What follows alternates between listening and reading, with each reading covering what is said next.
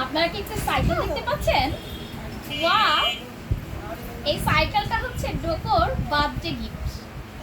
এইটাকে আমি হ্যাঁ, এখন সে আপনাদেরকে চালিয়ে দেখাবে। হ্যাঁ, এদিকে নিয়ে যাবো। আর আপনারা কি জানেন যে এই সাইকেলটা তাকে কে কে গিফট দিয়েছে?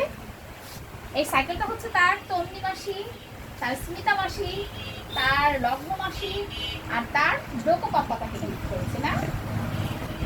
আসলে তার নাম হচ্ছে ডোকো পাপা। এখন ডোকো, হ্যাঁ, আচ্ছা ঠিক আছে, এবার তাহলে তুমি সবাইকে একটু চালায় দেখাও। উড়ে যাচ্ছে। উহ,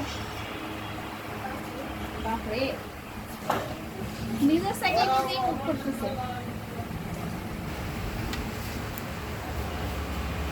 হ্যাঁ, এবার আপনারা দেখেন কিভাবে সাইকেল চালাতে হয়। আপনারা একটু দেখুন যে একদিনেই সে, হ্যাঁ, আপনারা পারেন একদিনে সাইকেল চালাতে? ওয়াও, দেখো ব্রেকও দিয়ে দিল।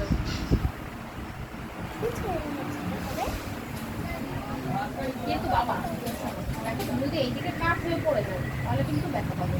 তাহলে কি করতে হবে? আস্তে আস্তে চালাতে হবে। এই যে তার বার্থডে গিফট, তার বাবা আমাদের এখন খাওয়াতে নিয়ে যাবে। কি খাওয়াতে নিয়ে যাবে বলো তো?